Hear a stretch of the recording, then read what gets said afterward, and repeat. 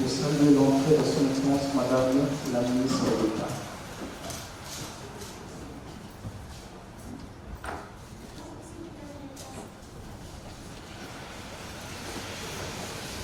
Comme une première prise de contact après si longtemps, c'est peut-être une bonne façon de se rencontrer à nouveau. Et évidemment, on va voir comment on pourra accommoder les demandes pour les réunions individuelles. Alors, avant d'entrer dans le vif du sujet, je tenais tout d'abord à exprimer en mon nom et en nom de notre peuple notre profonde reconnaissance pour les nombreuses marques de solidarité et de compassion que nous avons reçues pendant ces dernières semaines. C'était des semaines très difficiles, mais malgré le fait que j'étais en dehors du pays, je peux vous dire que nous avons reçu vos nombreux messages, vos nombreux appels, et nous les avons fortement appréciés. Nous apprécions aussi fortement le fait que beaucoup de ces appels et beaucoup de ces gestes de solidarité se sont aussi matérialisés à travers des contributions très importantes en termes de l'appui humanitaire et qui se traduisent justement en une aide concrète et par des offres de bons offices. Donc je tenais à revenir là-dessus et vous remercier encore une fois pour ces précieuses contributions et justement cette démonstration continue de solidarité. Et même s'il y a quand même un certain temps qui est passé, je tenais aussi, en mon nom propre, à saisir cette occasion pour réitérer clairement notre condamnation des attaques contre plusieurs missions diplomatiques survenues pendant les dernières semaines du mois de janvier.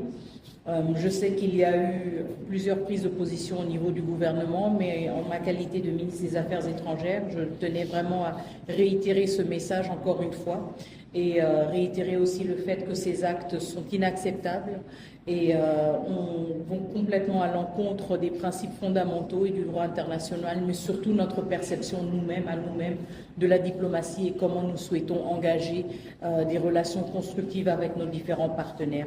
Nous avons quand même réitéré le fait que le processus de Nairobi restait une option et la seule issue pour le M23.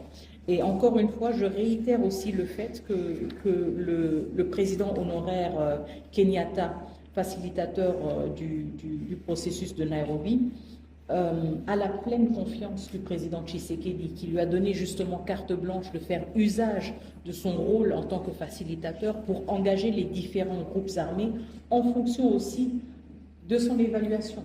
À cet effet, il y a des échanges continus entre les chefs d'État, surtout entre le président Tshisekedi et Lorenzo. Je ne vais pas entrer dans les détails, évidemment.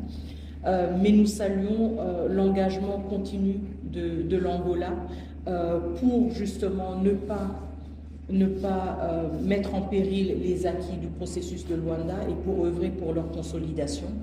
Et donc, nous saluons aussi l'engagement politique continu du président Lorenzo. Je pense que c'est une question vraiment de quelques jours où nous allons voir tout cela prendre une forme beaucoup plus claire et nous allons aussi sortir un peu des spéculations. Je vous demande juste d'être patient. Et je ne vais pas répondre en toute précision et en tout détail minutieux, même si je comprends tout à fait votre curiosité. Ce sont des efforts en cours parce qu'encore une fois, pour la République démocratique du Congo, c'est une priorité que ce processus reprenne. Donc il y a beaucoup d'échanges continus au niveau des chefs d'État dans la sous-région. Qui encore une fois ne sont pas nécessairement divulgués et qui ne font pas nécessairement l'objet de communication officielle, mais nous sentons pas seulement au niveau de la République démocratique du Congo, mais au niveau aussi de la région, de la sous-région, aussi le besoin de reprendre le plus vite possible le processus de Luanda et celui de Nairobi, pour ne pas perdre le momentum et pour pouvoir passer à l'action rapidement. Nous voulons surtout éviter de nous retrouver dans une situation d'enlisement et dans une situation où après on ne sait pas comment relancer les choses. Donc je comprends et je partage tout à fait votre impatience et je pense vraiment que dans les prochains jours, on pourra avoir plus de clarté là-dessus.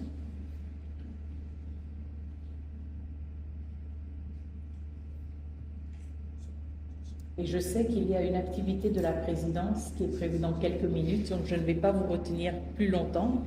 Je voudrais juste réitérer encore une fois aussi mes remerciements sincères pour votre présence. Je sais que nous avons eu à changer de programme quelques fois. Merci pour votre flexibilité.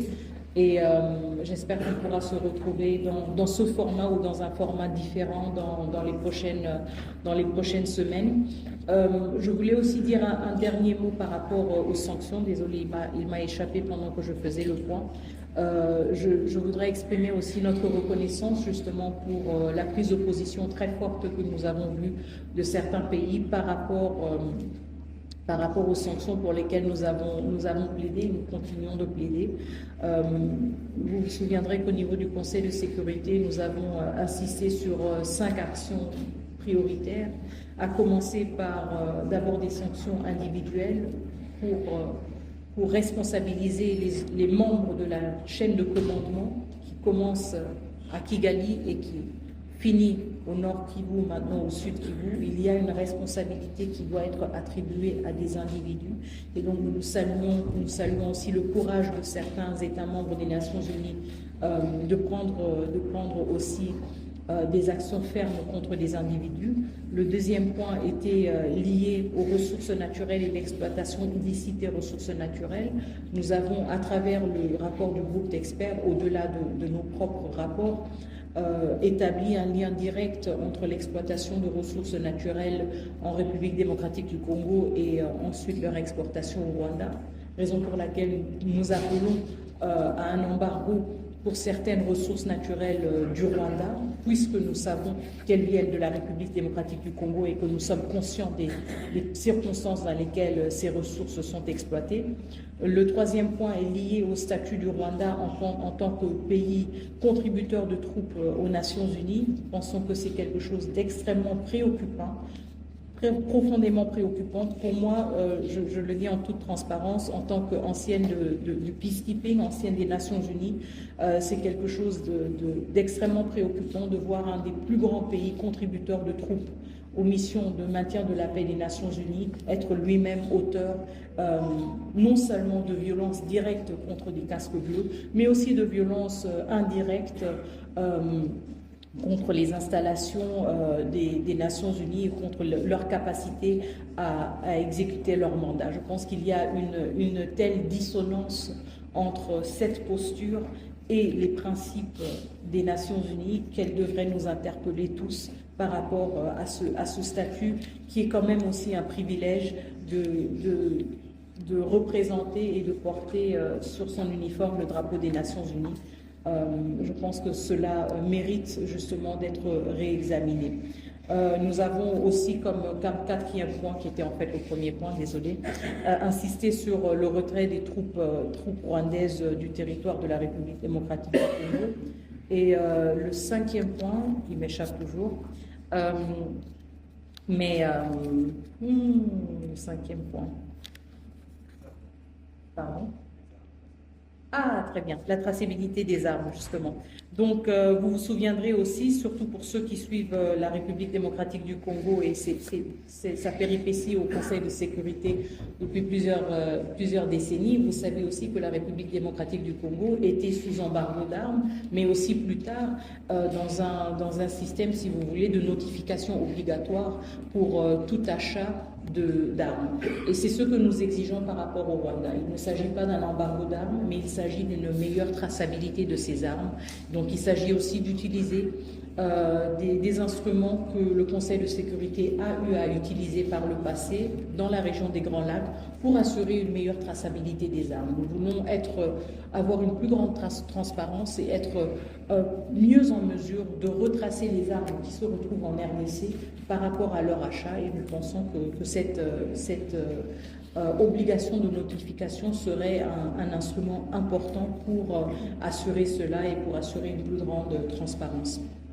Donc, c'était un peu les 5 points sur lesquels nous sommes revenus plusieurs fois au niveau du Conseil de sécurité. Nous nous réjouissons du fait que certaines déclinaisons, si vous voulez, de ces points de plaidoyer ont été repris dans les décisions individuelles de certains États membres, aussi dans la résolution du Conseil de sécurité, et cela nous réconforte justement dans la pertinence de ces démarches. Et nous continuons à insister sur le fait que le Conseil de sécurité et la communauté internationale devraient continuer à faire usage de ces différents mécanismes et instruments pour une plus grande redevabilité, mais aussi, et je pense que ça c'est un point important, mais aussi ne pas sous-estimer le potentiel de sanctions pour éviter encore plus de violence. Donc certes, les sanctions sont rétroactives parce qu'elles sanctionnent un comportement, mais en même temps, elles ont aussi la capacité d'être préventives et de prévenir encore plus de violations, encore plus de violences. Et c'est un point sur lequel nous avons insisté et sur lequel nous revenons souvent.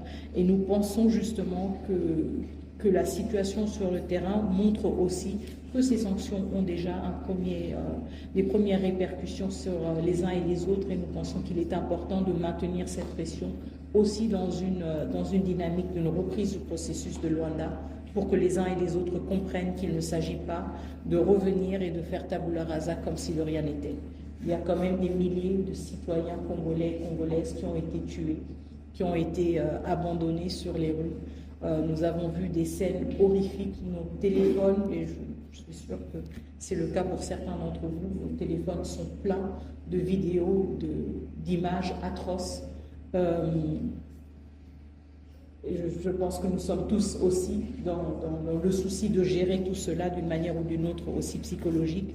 Mais nous ne pouvons pas dissocier justement toute perspective d'une relance d'un processus diplomatique de cette réalité-là aussi, de cette atrocité que la ville de Goma et la ville de Bukavu ont vécu. Et donc l'aspect de la redevabilité est extrêmement importante. Et nous insistons là-dessus. Merci beaucoup, je vous souhaite une excellente journée et à très bientôt, dans d'autres formats certainement. Merci. Merci beaucoup. L'assistance qui est de bien vouloir sur le pied de saluer une sortie de son excellence Madame la ministre.